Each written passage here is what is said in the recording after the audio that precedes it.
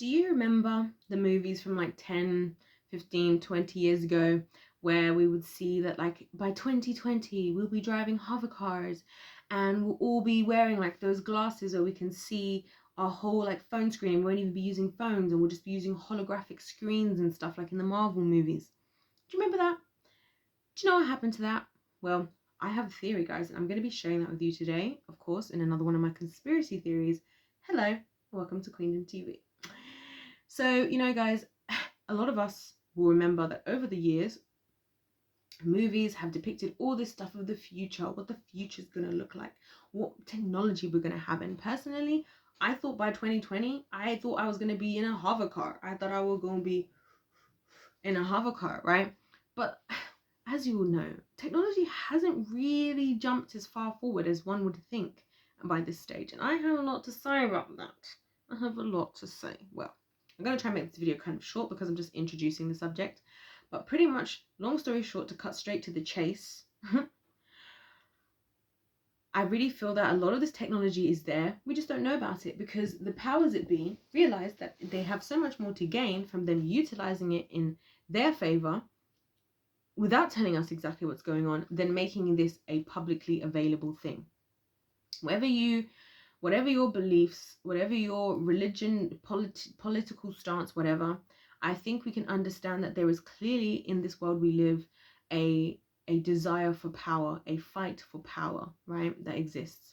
And I think a lot of that fight for power is why technology has become something that, rather than it becoming widely spread and open to the general public, it's actually become something that's more hidden and more kept to oneself, kind of similar to like when everybody was rushing to get to outer space, to be the first ones to get to outer space, and how everybody's kind of working in their own space projects to try and get to the moon first, to do this first, and da.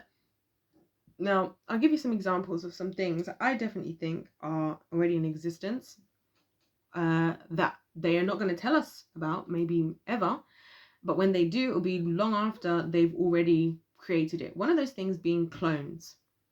When I say clones, I mean clones as in like people clones, literal clones of people that could like, it could be like having a me that looks just like me next to me, but just has that little bit off where it's like, it doesn't really look like it's her.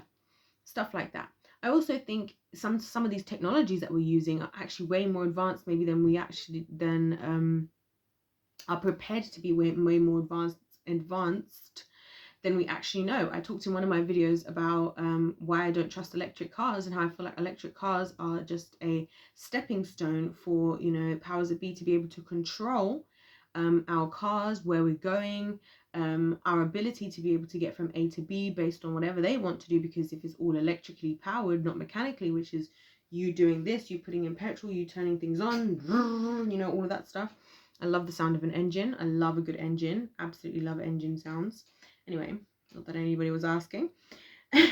And now it's all electric, so guess what? Before electric, next thing it'll be Wi-Fi, next thing it'll be car Wi-Fi, the next thing it'll be car Netflix, and then before you know it, it will be, we're shutting you down because we saw what you tweeted and you're a conspiracy theorist and we're going to stop you. Yeah, that's why your car's not turning on today. That's why you can't get to work today, because of what you've been posting online. That's kind of what I feel like. And even all of these little things that we see like in Marvel movies and stuff, I really think a lot of it's real.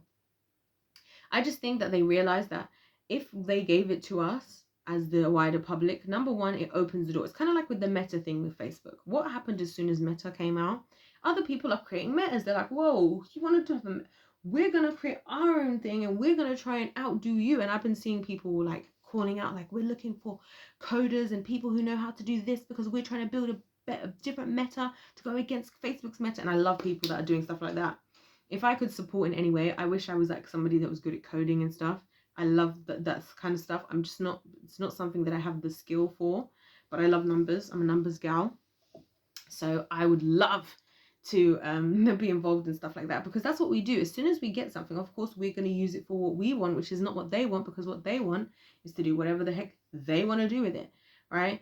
And a lot of the times, the best way they can use it is with our ignorance, partnered along with our ignorance, because then we're just going along with things. That's why people say that there's a lot of celebrities who they believe have clones, and the clones are doing certain things while the real person might be doing something else, which is weird.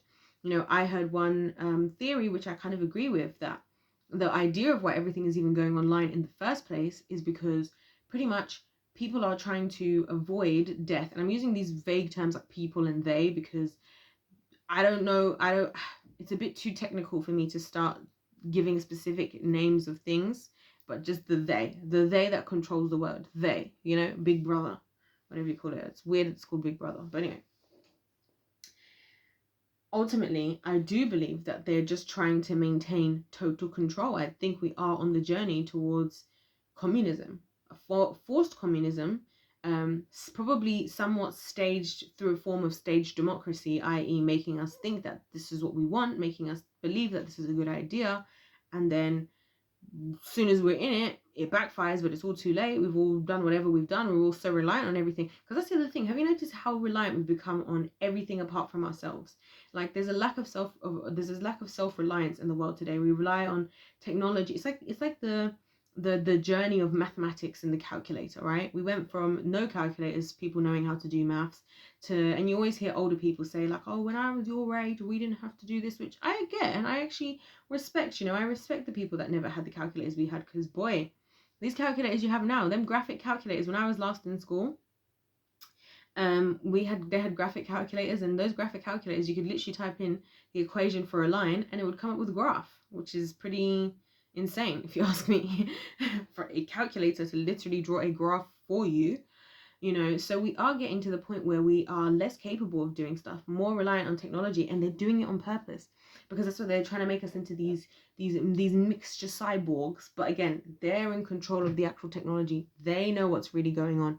We are just the ones who are just running along with it and trusting that it's going to benefit us, because this is what I feel like they do a lot, is they tell you, oh, you're going to get this benefit, this benefit, this benefit, this benefit, and you're like, wow, amazing. And I sound like a conspiracy theorist. Perhaps I am. Alexa started out as a lovely thing. Oh, you can tell Alexa to do this. She's hands-free. She can be your alarm. She can play your music. Next thing, Alexa's admissible in court. Alexa been listening to what you've been doing in your house, and Alexa's now singing to the court, singing to the judge about what you've been doing. Like, do you get what I'm saying? So that's why I feel like there is so much more. I honestly believe there's so much more technology advanced than we even know. Why think about it? They're just going to outer space like it's casual now. Well, we're nearly at that point. We're not quite at that point, but we're nearly at that point where we're just going to outer space like it's casual. Why is that? Why is that happening? And yet cancer research still hasn't been done. You know, and again, as somebody who's done a degree in science, who has a chemistry degree, I know that there are technologies that are curing these types of things. They have them. Guess what? It's not profitable for business. Guess what else isn't profitable for business? You having the knowledge that they have, so that you can do what they're doing and get there before them. Because that's the other thing, is that, you know, I think there's a tendency, and I say this all the time on my channel. I don't say it enough, actually. I say this all the time. I don't say this enough.